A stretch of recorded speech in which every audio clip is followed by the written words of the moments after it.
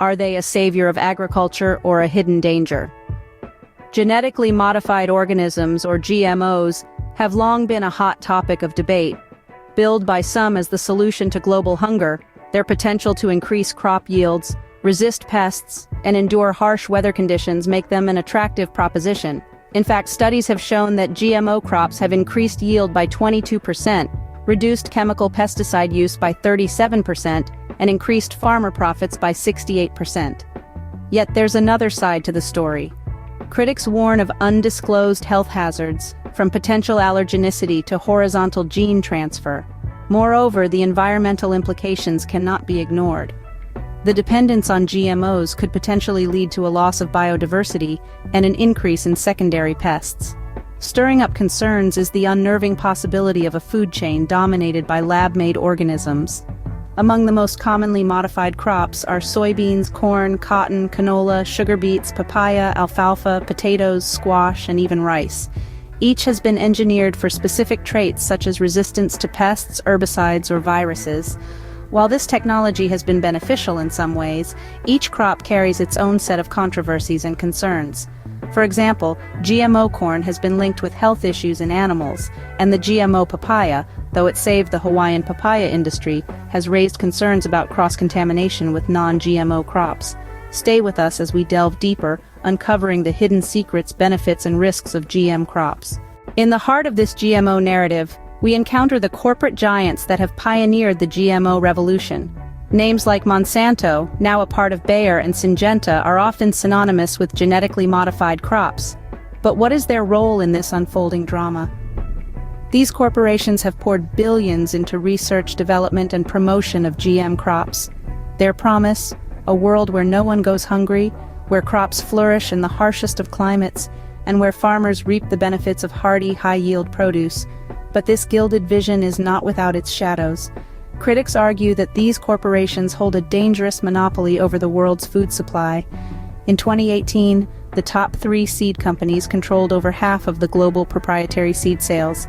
The implications are manifold, from escalating seed prices to dwindling choices for farmers. Then, there's the issue of transparency.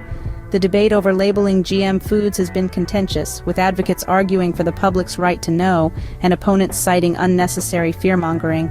As of now, labeling laws vary by country, leaving many consumers in the dark. At the same time, there's the potential of GM crops to address climate change. With their ability to withstand harsh weather conditions and reduce carbon emissions by reducing the need for plowing, GM crops could be a part of the solution. Yet, the environmental impacts of GM crops need further investigation. As we navigate this complex landscape, one thing is clear: the GMO controversy continues, and so does our quest to understand it. Corn and soybeans, 2 quintessential GM crops. What makes them so useful, and what potential perils do they carry? Both soybeans and corn have been genetically modified to bolster their defenses against pests and herbicides.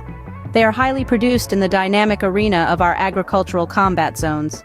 Their genetic fortifications act as a protective sheath from destructive pests, and their specialized cellular configurations are built to withstand the potentially damaging effects of herbicides.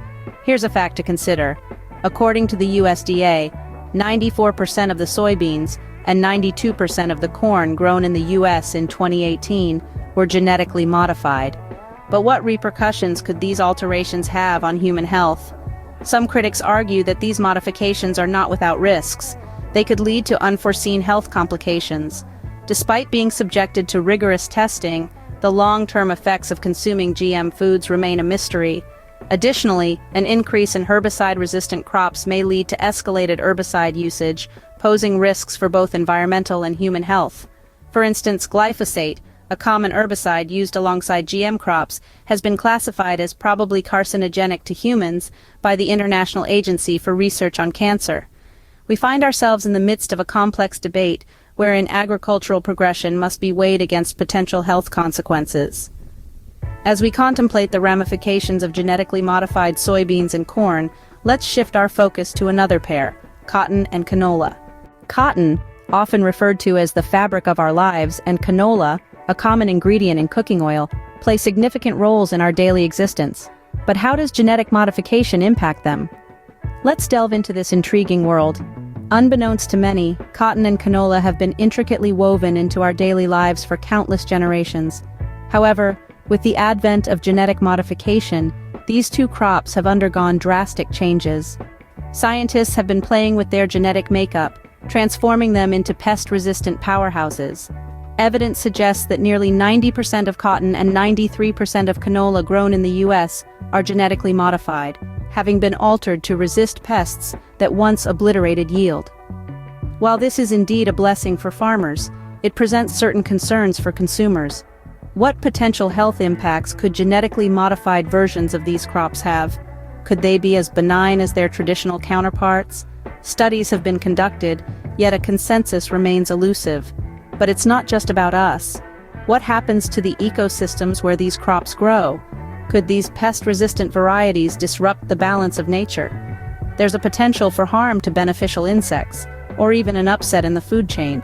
These are not hypothetical scares. Studies have found that genetically modified cotton has led to a decrease in monarch butterfly populations, a crucial pollinator.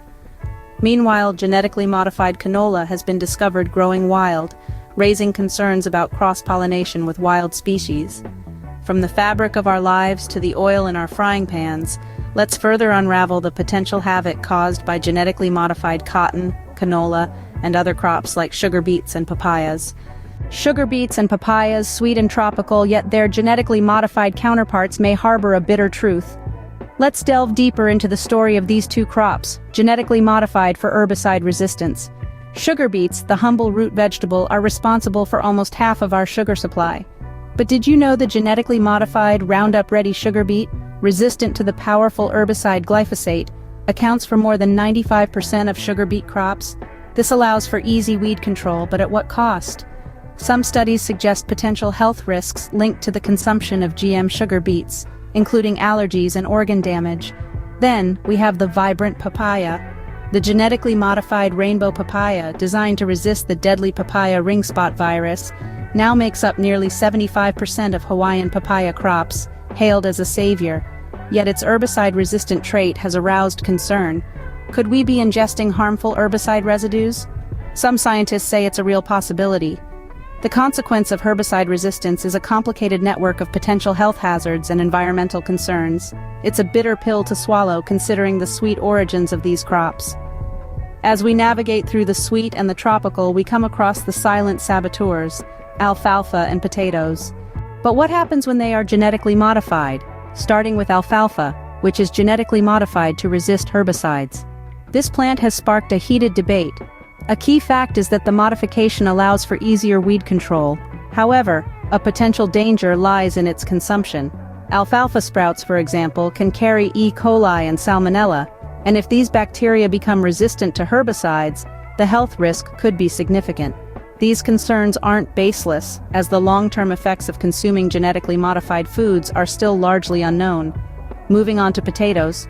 Genetically modified to resist pests and diseases, these spuds are a subject of controversy. The modifications can increase yield and reduce the use of pesticides. However, there are potential dangers. The engineered DNA in these potatoes could trigger allergies. Furthermore, there are concerns that the pesticides produced by these potatoes could harm beneficial insects and affect biodiversity. These silent saboteurs, alfalfa and potatoes, highlight the complex world of genetically modified. Their narrative is not just a story, but a warning of the potential dangers of genetically modified food. It underscores the need for comprehensive research and transparency in our food system. As we conclude our exploration of the world of GM crops, remember that knowledge is power.